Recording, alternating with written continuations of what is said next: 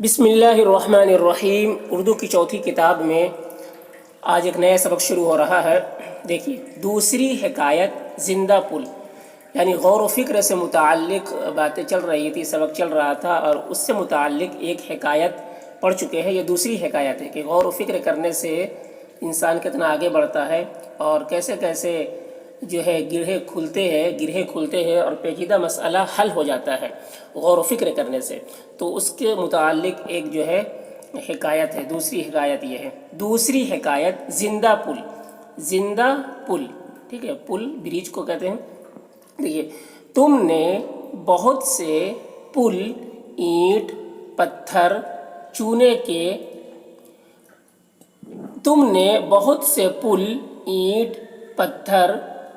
کے چنے ہوئے لوہے کے بنے ہوئے کشتیوں اور پیپے کے بندھے ہوئے دیکھے یا سنے ہوں گے۔ کشتیوں اور پیپے کے بندھے ہوئے، پیپے یعنی ٹینا جو ہوتا ہے، ٹھیک ہے، اس میں تیل وغیرہ ہوتا ہے، ٹینا، اور پیپے کے بندھے ہوئے دیکھے یا سنے ہوں گے، جو نہ تو اپنے آپ کو بنا سنوار سکتے ہیں نہ بگاڑ سکتے ہیں،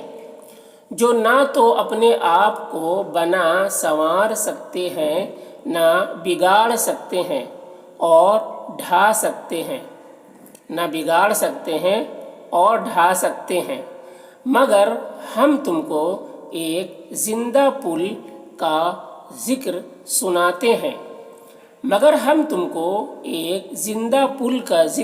سناتے ہیں جو اپنے آپ کو بناتا اور آپ ڈھاتا ہے، بناتا اور آپ ڈھاتا ہے، یعنی خود اپنے کو بناتا اور خود ڈھاتا ہے۔ سنو، دیکھیے، ایک ندی کے کنارے پر ایک کپتان صاحب، ایک ندی کے کنارے، یہ کنارے ہے، نون چھوٹا ہوا نقطہ، کنارے پر ایک کپتان صاحب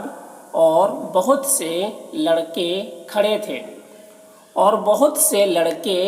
تھے کہ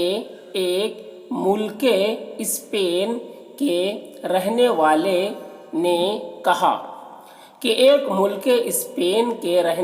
نے کہا کہ یہاں تھوڑی دیر میں بندروں کا لشکر آنے والا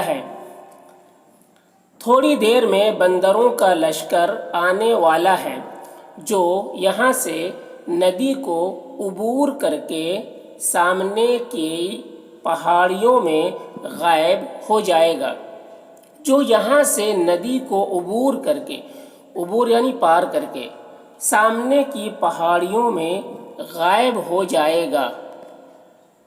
کپتان صاحب نے پوچھا، یہ لشکر کیوں کر آئے گا؟ ندی تو بہت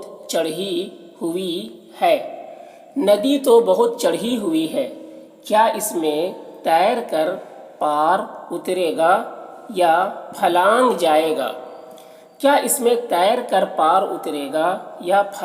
جائے گا؟ اس شخص نے جواب دیا، کیا آپ نہیں جانتے کہ بندر پانی کے اندر جاتے ہوئے ایسے ہی ڈرتے ہیں جیسے آگ میں جانے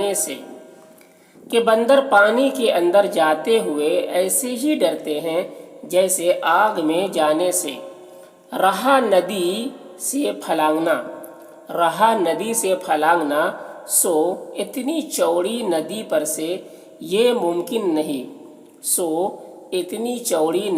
سے یہ ممکن نہیں۔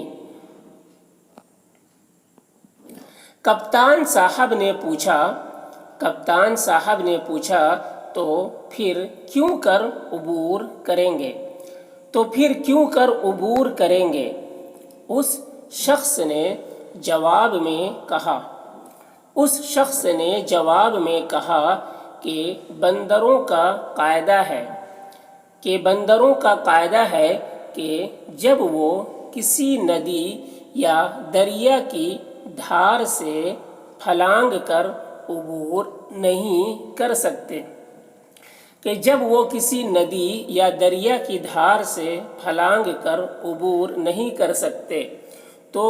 وہ اپنا پل بنا کر پار اترتے ہیں کپتان صاحب نے تعجب سے کہا کہ وہ پل کیوں کر بنا سکتے ہوں گے مصرع دیکھیے کار بو زینا نیست نجاری مصرع مطلب یہ جو ہے یہ ایک مقولہ ہے ٹھیک ہے فارسی کا کار بو زینا نیست نجاری یعنی اس شخص نے جواب دیا ہاتھ کنگن کو آرسی کیا ہے یہ ایک مقولہ ہے اس کا مطلب کیا ہے ابھی تھوڑی دیر میں دیکھ لینا وہ باتیں کر ہی رہے تھے کہ ان کے کانوں میں شور و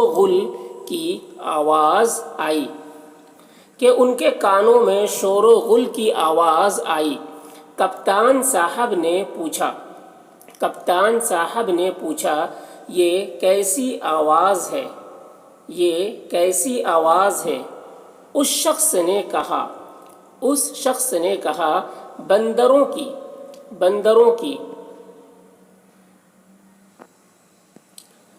پھر آنکھ اٹھائی تو دیکھا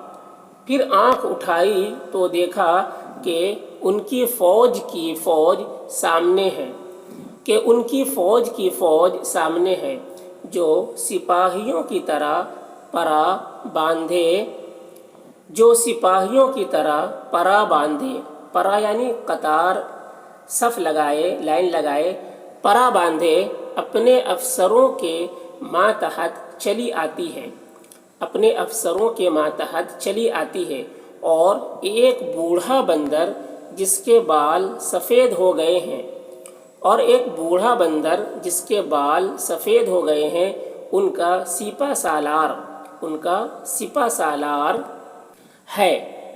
اور آگے آگے چلا آتا ہے